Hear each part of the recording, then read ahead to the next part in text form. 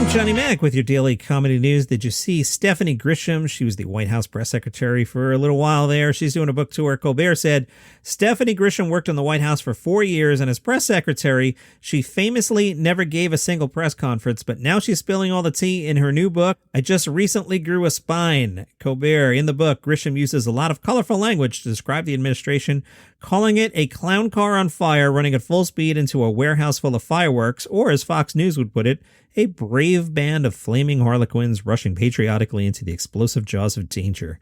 Colbert, just a reminder, she knew all about the fiery clown car, and she still called shotgun for 4 years. Colbert, Grisham goes on to write, I can give you endless metaphors. Living in a house that was always on fire, or in an insane asylum where you couldn't tell the difference between the patients and the attendants, or on a roller coaster that never stopped. Colbert said, oh, let me try. Being in his administration is like sliding blindfolded down a 50-foot razor blade into a tub of gin. It's like walking through a minefield led by a baby trying to change his own diaper, driving a manure truck over a cliff into a pit of other manure trucks, deep sea diving surrounded by sharks who won't shut up about winning Wisconsin. Bob Saget spoke to WBTV about his new love for TikTok, his 115 podcasts with various celebrity guests, very specific number there, Bob Saget, his friend Norm Macdonald, and his continued relationship with the cast from Full House. Saget said, everybody gets caught up in the celebrity of it all, but the truth is, we're all proud to say we are close, especially when you work with some of them as kids. I love them all kind of like kids. I was with John Stamos last month doing an event, and John Stamos said, let's do a TikTok. It took 4 hours to make us look like we were bringing in an airplane. We truly love each other, which is nice. Said he also recently spoke with Ashley Olsen from Full House. Saget said, my oldest daughter was 1 when Ashley and Mary Kate were 2, so they would come over for parties. I just texted with Ashley last week. We were trying to see each other, but she's been super busy. But they have a great fashion life. Saget said he met Norm Macdonald in Ottawa, Canada, when Norm was 17 years old. Saget said, I didn't know how much I loved him, to be honest with you. And you find that out when you lose someone. Norm and I had a very interesting relationship. He had a voice of his own. He was one of the best stand-ups who ever lived. He was just a really funny man, a very deep-feeling man. Saget said it's a big job to shut out the outside world and provide some laughs. I think comedians are fourth responders. Weird Al was on Bald Talk. Weird Al has quite nice hair, by the way. But even though Weird Al has longer hair now than in his 80s heyday, he tells the host of Bald Talk there's a bald person within him trying to get out. Given that the guest can't exactly relate to the whole premise of the podcast, Weird Al spends most of the episode of Bald Talk telling the host tales old and new. This from Vulture. So I guess we'll all check out the Bald Talk podcast. I enjoy Weird Al. I will do that. John Cleese spoke to Penn Live. The headline, John Cleese likes to laugh at death literally. John said, I make a lot of jokes about death. People think, isn't that a bit morbid? No. The fact is, at the end of our lives, we die. That's the deal. You can't come down here and have a life and then not die, and that's part of it. I mean, when you talk about black humor, what it's often about is the things that are very real, but we don't talk about them. Things like death, the fact that we get very uptight about discussing it and pretend it doesn't happen, that's not good. So comedians often bring this stuff out into the open air that people are trying to keep repressed, and I think it's better not to repress them. The nice writer at Penn Live said, thank you so much for talking to us. Cleese, oh, please, you don't have to say that. Thank you for allowing me to try and sell tickets. Penn Live, well, I'm a big fan, so I'd like to ask you a couple of questions about your career. I'd be scared to do that. I would be afraid that he'd be like, I've answered these 8 billion times. What are you doing? But apparently John Cleese is very nice. 2 of probably the greatest all-time comedy sketches are the Dead Parrot sketch and the Cheese Shop sketch. Cleese, oh, good. I'm glad you included the Cheese Shop. Can I tell you something very funny, Sean? Yes. It's just one of those, I call them one of God's jokes. I went into a restaurant in this hotel, and they have a small room in the middle of the restaurant with glass on either side, and it's called the Cheese Cave. It's where they keep this huge selection of cheeses, right? And I have to tell you, yesterday there was no cheese at all in the Cheese Cave. Isn't that hilarious? It seems to ring a bell. I'll tell you what inspired the Cheese Shop sketch. I had to do some shooting for Monty Python in a harbor on a day when the weather was horrible, and I'm not a very good sailor, so I threw up several times. Once over the cameraman, and when I'd gotten off the boat and onto dry land, Graham Chapman, who's a doctor, said, just rest for a bit. Graham Chapman's a doctor? I didn't know that. Goes to Google.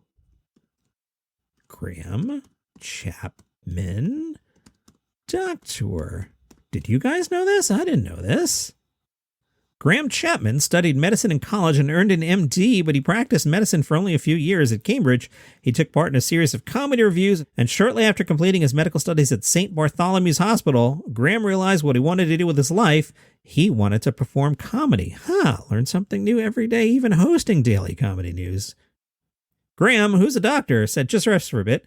We were in the car coming back home, and he said, "You really ought to eat something. What do you feel like?" And I said, I'd quite like some cheese. Let's see if we could find a shop and buy some.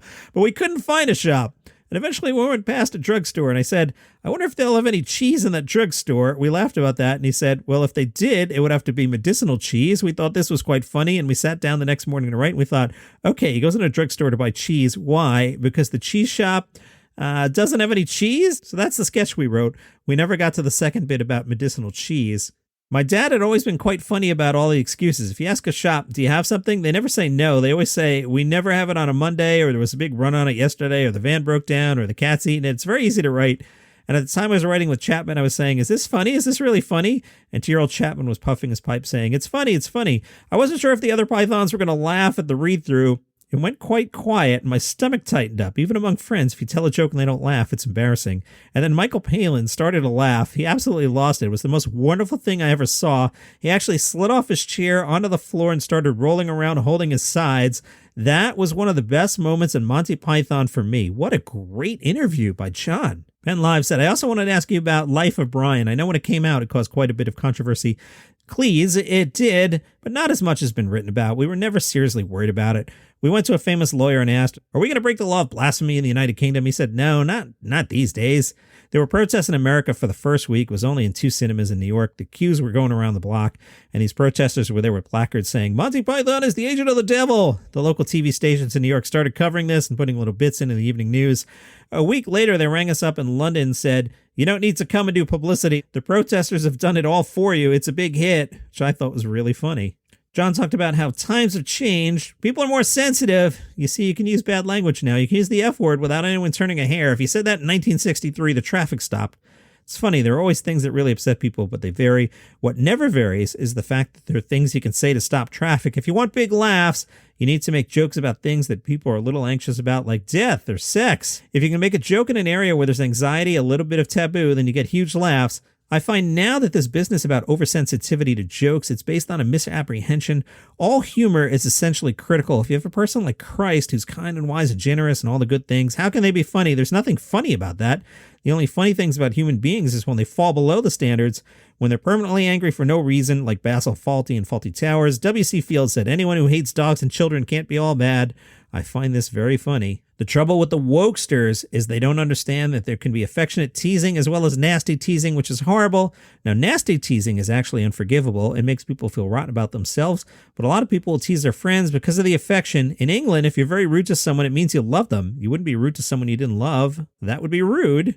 I think the woke people lack much a sense of irony. They think words offend people, whereas the meaning of words is entirely dependent on the context. I gotta tell you, there's a lot more here than I thought there was when I dove in. I'm going to save the rest of it for maybe next weekend. Let's take a break and I'll tell you about Paul McCartney.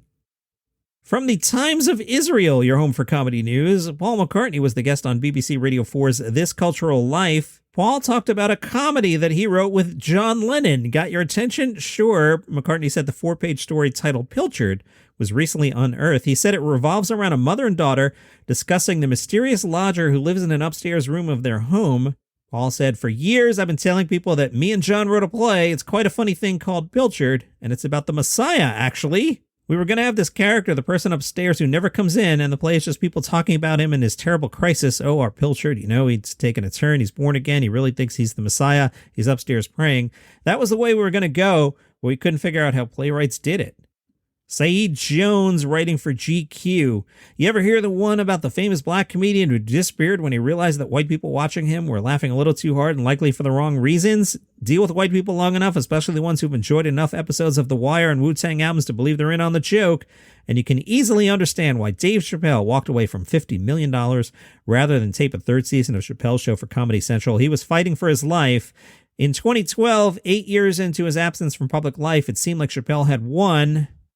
C. Jones writes, Maybe you watch comedy specials to endure them, but I watch them to have a good time, and I stop watching them when that's no longer the case. Chappelle argues this makes me too sensitive, too brittle. I just think I have better things to do than watch a stand-up set that could just as well have been a Fox News special. As a gay black man, even when I'm watching a comedy special, my identity is inconveniently present. It's so annoying. I asked my queerness to chill in the other room so I could watch The Closer in peace, but had no such luck. Watching Chappelle contort himself to justify ashy ideas about gender, queerness, and identity is harrowing. But the only thing more brutal than someone saying hurtful crap is someone saying hurtful crap moments after making you laugh, moments after cracking you up in a way that's both fun and deeply needed, moments after making you feel like you got free together. America has only gotten better at trying to kill me. Laughter's no joke, which makes the betrayal, years in the making at this point, all the more devastating. I feel like a fool to have rooted for Dave Chappelle for so long. Things were easier when the men who wanted to hurt me just said so at the jump. Last weekend, I was bar hopping in my neighborhood with friends. There was a whole gang of us, white, black, Persian, gay, straight, trans, moisturized, unmoisturized, stoned, drunk, and sober, and we were vibing. As we crossed the street, colored by the sound of our laughter and the booze lacing our blood, we were free as it's possible to feel in these disjointed apocalyptic days. And then two black men standing on the corner. Kat called my friend. She kept her eyes ahead, pretending like she didn't hear them because a woman, especially a black trans woman, can get killed for saying no to a man who's decided she owes him her time. The men standing on the same street as I marched up and down countless times last summer, chanting, "Whose streets, our streets?" They yelled, "That's a man, that's a man," as we all walked away. That's the gag, Dave. I thought when you got free, if you decided to come back to us, you'd find a way to help us feel more free too. I believe that's what laughter does. It loosens up, helps us shake ourselves free. But watching you spew BS, just as hurtful as the words these men hurled at us last weekend, I didn't feel like I was being set free. I felt like I'd just been stabbed by someone I once admired, and now he was demanding that I stop bleeding. That's your comedy news for today. Follow the show on Spotify, Apple Podcasts, Google Podcasts. See you back here tomorrow.